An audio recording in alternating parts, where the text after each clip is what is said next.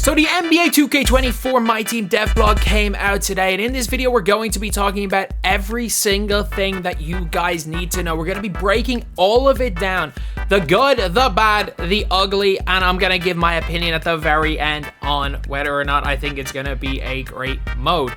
And honestly, I don't have a very strong opinion. I do think it's going to be to an extreme though. So to start off the dev blog, 2K have talked about new ways of earning MyTEAM points. Basically, it's just going to be a lot easier to get MT from playing the game, which from looking at the start of it is a really good thing. It was one of the biggest flaws in the game. The only real way to generate MT was by either opening packs or sniping. And we then saw another great thing, that 92 to 94 overall cards are the highest tiers for the first 2 seasons. A huge positive because we had Dark Matters in season 2 last year, I think. Crazy, really good as far as pacing goes. A much improved system, but there's no auction house. The auction house is gone. I actually don't believe it. The auction house no longer exists. It is now called the player market, where you can buy cards. By the looks of things, you can buy cards with MT. The only way to earn MT is through the game, or you can buy it. If you need to buy MT, you can, but you can get it through the game as well. How do I feel about that? Look, I don't feel great about it because it's very clear that even though you're going to earn quite a bit in game, it's going to cost a hell of a lot of money to buy a squad. To get good players, it's going to cost so much money that it's actually 2K saying they're evening the playing field, when in reality, the only thing they're doing is getting rid of MT sellers. That's all they're doing, which is not, for me, is not really much now, is it? Like, yes, it's a big problem, but at the end of the day, I don't think it makes the game better in general. I hope I'm wrong, but I don't think it does. But one kind of interesting thing as well with these is that cards sell based on the general MT value. So you have to discard your cards, but it looks like they sell for quite a bit. Like Ruby, Patrick Ewing, you can see here selling for 28,000 MT, but also at the same time, if it's a holo, it sells for over 100,000 MT. It's just kind of wild like that. And then especially with grading as well, grading actually matters because the higher grade a card is, the more it sells for. And then obviously if it's a PS or if it's a 10, you're going to be able to sell it for more than if it's a 5, or if I think it was a 7. I don't even know what the lowest was. You're going to be able to sell it for more than that. As well as that, you can regrade cards. You can keep trying to do that. Maybe you can sell a holo graded 10 card for loads of MT. If you're a holo collector, expect to spend 500 grand on this game to get hold of cards. Holo J, you're screwed. You're screwed, I'm sorry. You're screwed. Your bank wallet is going to be, your wallet's going to be in a bad old spot now. One positive thing about this though is that the cards don't depreciate in value. So wherever they sell for the day you buy them, they keep selling for it. So if you have a season 1 Ruby card, and then by season like 5, Ruby cards are useless, it'll still sell like Ruby's one of the top tiers in the game. He'll still sell for that price. So you might be able to sell a Ruby from season 1 and then buy a diamond in like season 4 for that, which is a cool thing, I guess. As far as XP goes, you get XP from playing games and you get XP from like limited time challenges. The limited time challenges are basically agendas.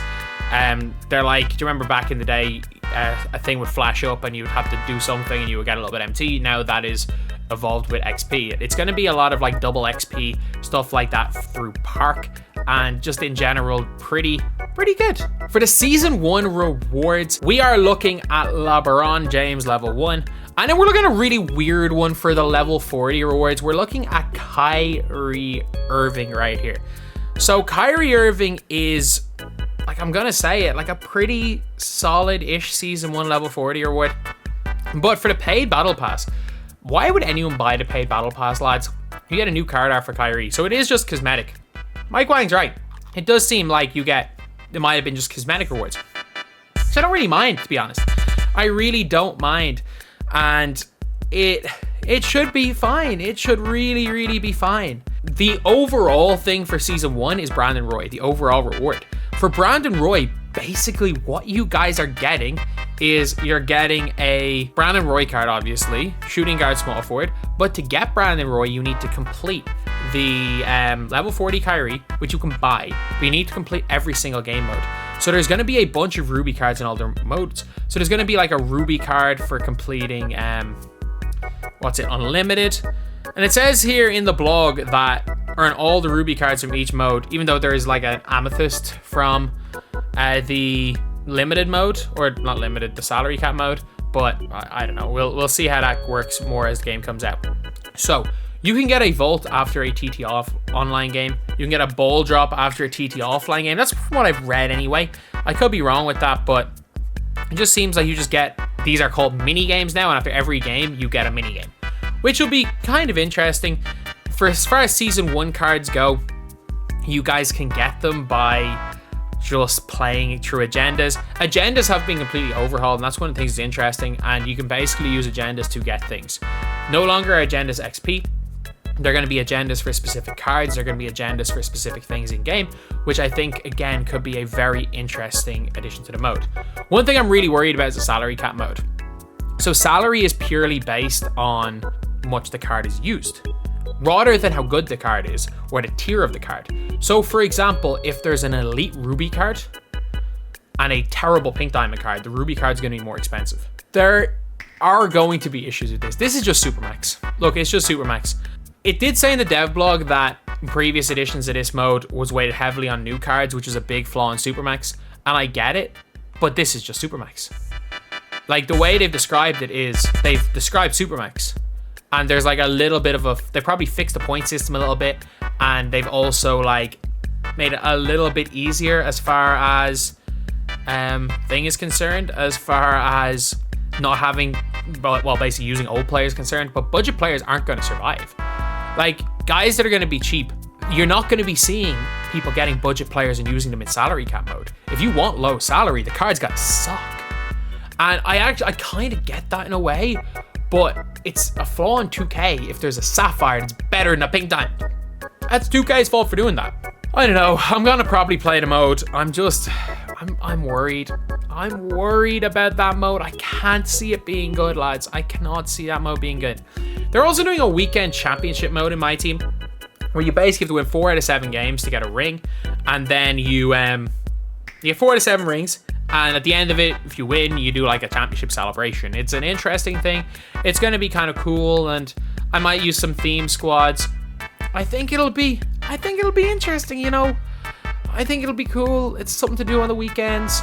You play 7 games. I think it's cool. I don't think it's the be all and end all. I think it's better than limited, I guess.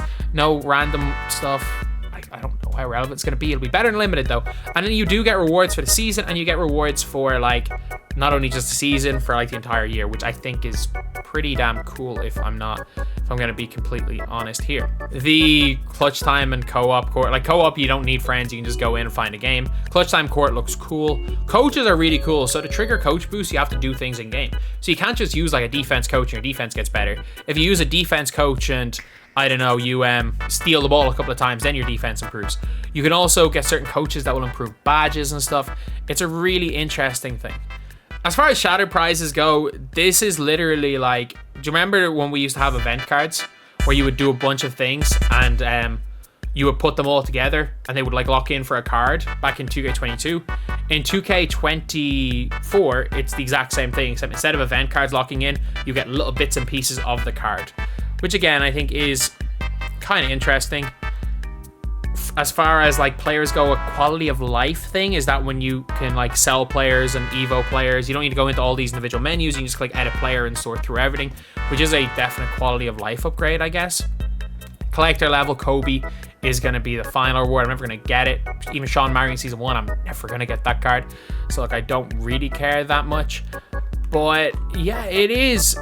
It does seem like it's going to be a different game. As far as my team is concerned, I'm hoping that it's really good. I'm going to say this right now. It's going to be one of 2 extremes. This is either going to be the end of my team as we know it, or it's going to be the best year ever. I don't know which is which. My prediction is that it's going to start off as one of the best years ever. And when it's all said and done, we're going to look at it like it was the worst year ever. But I do have to give credit where credit's due. We've all asked 2K to tear down the game and build it from scratch. They've done that. They have just put out a mobile game in a $70, $80 title, which I don't know if I like. This is a mobile game. But at the end of the day, it is what it is. We're going to have to play this game mode. And one thing I don't think is that it's going to be as much mindless grinding. I think there's going to be maybe less to do. I think the 250k tournament might be gone.